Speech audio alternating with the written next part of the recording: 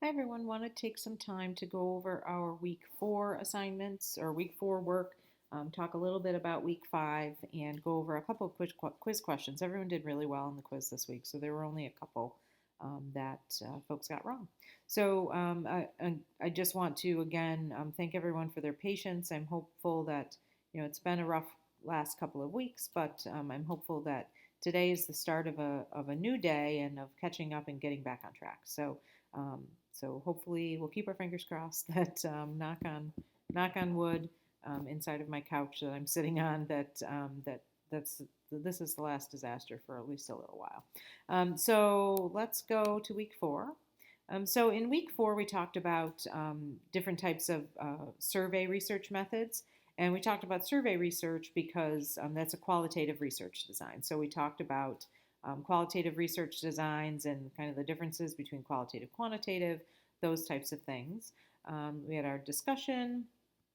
We had a written assignment that I look forward to seeing. We had our quiz and our ed puzzle from last week. So just and I said this in the announcement this morning as well. Qualitative research is really about all about getting a more really getting the point of view of your subjects and getting that more detailed experience that sometimes the numbers don't tell us. So this week we're actually going to switch and we're going to start to look at those quantitative research designs, which is really all about, and then we have a video here to watch.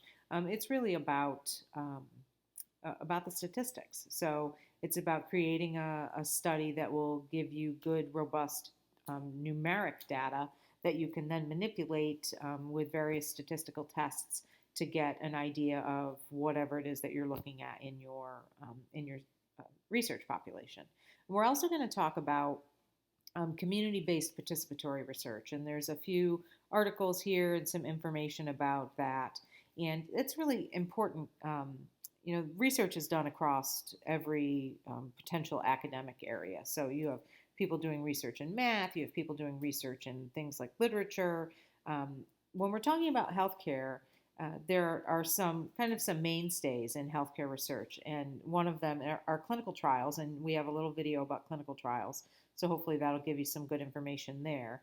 And those they tend to be quantitative in nature, although sometimes they'll be what's called a mixed methods, where they'll have the bulk of the trial would be quantitative, but they may get some more robust narrative data secondary to their quantitative data to help support their findings one way or the other. So sometimes you'll have what's called a mixed method study, which is a mix of both quantitative and qualitative um, as well. So the clinical trials section will talk a little bit about clinical trials. There's also and this is not a research methodology per se, but it's very important to healthcare overall, to the operation of healthcare organizations, and to population health or public health, is community-based participatory research. So this is when it's hard to get people to get involved in research studies. People don't have time. We're busy. We don't want to. We certainly don't want to be put at risk unless the benefit is much greater than the risk. So it's not always, people aren't always wanting to jump into doing research studies as a participant or as a subject. So community-based participatory research is leveraging organizations. So let's say I want to do a study about runners and the maybe weight and muscle mass and nutrition in runners. So I might put a call out and look to get information from runners, and maybe I don't get anywhere.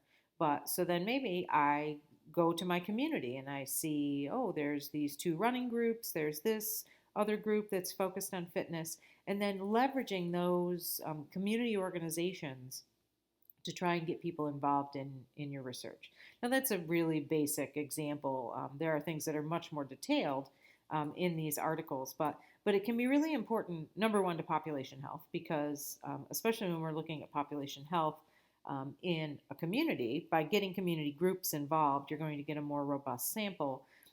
But then just overall for your healthcare organization, when you're looking to do research for, to improve your operations, looking at your community and getting community groups involved can be really helpful as well. So So a little bit of info about that. We have a discussion that can be directed at community-based research, or it can be directed at clinical investigations like clinical trials. So that's our discussion for this week, and we have a quiz this week. There is no written assignment this week, which I'm sure you're probably happy about. So let's go to our quiz questions for this past week. So first question, most qualitative studies do not require Institutional Review Board or IRB approval. So the answer there is false. Most qualitative studies do require IRB approval. And keep in mind what the IRB does. We talked about this a couple weeks back. The IRB protects human subjects. So they look at studies to make a determination as to whether the subjects in that study or the participants in that study are being protected to a high enough level that there aren't ethics issues, there aren't bias issues, there isn't a situation where the risk is greater than the benefit. And so I think maybe when some folks think of studies that involve human subjects, they go right to those clinical trials, like we're hearing now with the one clinical trial that was running with the COVID vaccine, which they stopped because they found that there were people that were having adverse reactions. So that's the type of thing that IRBs look at. IRBs also look at things like survey research or interview research or focus group research. They need to make sure that you are, like for an example, I had a DNP student that I worked with last year who did interview research with victims of domestic violence.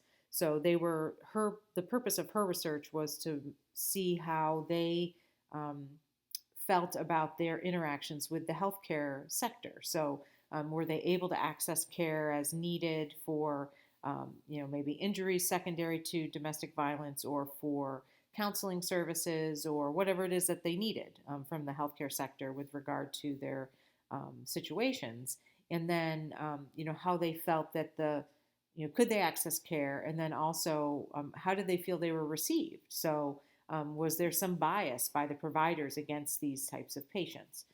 So that was the purpose of her study. Well, obviously, her interviews, on the surface seem very benign, but when you start asking a patient that's gone through a traumatic experience about, not necessarily about the experience, but about the aftermath of the experience, it could bring up very negative, a very negative situation for that patient. So we built into our study the possibility for folks that are involved in the study, number one, to back out at any time, because that's always required.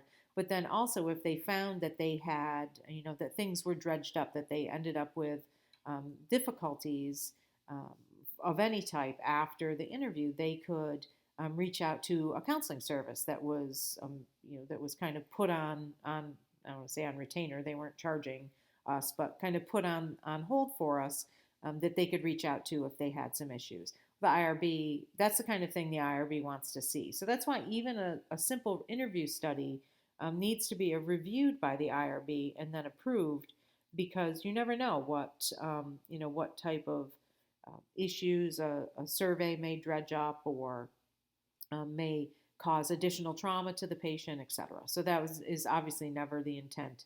And the IRB will look for things in your study to make sure that you're protecting your patients to the highest level, or protecting your participants to the highest level. So long story short, that is qualitative studies do require IRB approval. All studies require IRB approval, with the exception of a few exempted things like educational studies, those types of things.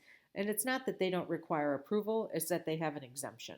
So the IRB is usually notified of them, but they don't have to go through an approval process. How are qualitative results reported? So as you see here, we have kind of some numeric type answers here at the top, but our final answer thematically is the way that qualitative results are reported. So when you do a qualitative study, you'll take, let's say you do interviews, you'll take the transcripts of all of those interviews and you'll go through them meticulously and you'll pull out themes. So maybe, well, I'll just use the example of the patients in the study and the DNP student that I worked with. So she went through all of her interview transcripts, and she found things like patients had issues accessing healthcare because they didn't have insurance in some instances, or they didn't have transportation in some instances, or they didn't have childcare in some instances. So those were all themes that came out across the interviews. She also found that generally providers weren't asking in detail about their background or the issues going on. So in some instances, they would come in for a treatment of, let's say, a broken hand, and there was no inquiry as to how that broken hand occurred. So unless the patient themselves volunteered the fact that it was due to a domestic violence incident, that information wasn't shared. I'm trying to think of some of the other themes, but so a theme is you'll read through all of those interviews or all of those surveys or focus group transcripts or whatever, and you'll start to see themes appear. Okay, access seems to be a problem. Transportation seems to be a problem, and that's how you report those results out. Typically, based on you'll first go through and do that process, which is called coding, and that's pulling out all of those things that are very similar throughout, and then you'll group that coded information into themes, and the themes will be ultimately what you'll be reporting out on. So it's kind of a detailed process, but that's the way you don't just kind of regurgitate what people told you. There is a more detailed function of going through all of the results, pulling out those themes, and then oftentimes in a study, if you look at a journal article for a study that's qualitative, you'll see, especially one that is like a grounded theory or something where it's really based in theming.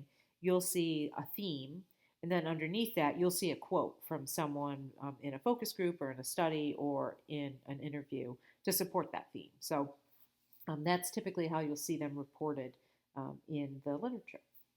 And I think that's it. Yeah. So that is our work for this week. If you have any questions, please let me know. And remember, I'll restate again. I know I've said this to several of you in assignment feedback, and I think I've said it last week as well in the Ed Puzzle. This class is not about you doing research. This class is about you learning about research. So when I ask a question about, like let's go down here. This week isn't a good example because we don't have a written assignment. But how could these research elements help your issue? I'm not looking for you to create a community-based participatory research project. I'm looking for you to understand how that might help the issue that you've chosen. So it's try and focus less on your issue. I'm not looking for you to do research on your issue right now, generally. I'm looking for you to understand the research that exists on your issue. So then when you get to the thesis class, that's when you can dig in and do the research yourself. Either secondary research, meaning that you're pulling data together that's already existing, or maybe you may find that you want to actually do a primary research project. You want to do a survey, or you want to do something that's more that's a primary. You're creating primary data, and you can do that as well. So you just need to think about what the options are, and then once you get to the thesis class, then you'll be in a good position to make that decision quickly. If you did want to do, say, a survey research project, you only have 15 weeks. So you would need to make that decision very quickly up front. Or maybe you want to do interviews, or maybe you want to collect data to manipulate in some way. You need to make those decisions up front very quickly so that you have the entire time frame to work on that. And so that's why we try and establish some of these things in this class so that you understand it and you'll be in good shape moving forward. So if you have any questions, please let me know. Please make sure you're reflecting back on the feedback that I've provided in your assignments, so that you're kind of in a good place moving forward, and focus on the research methodologies and constructs, not on your topic area. That's really what we're looking to do. So any questions, let me know. Thanks.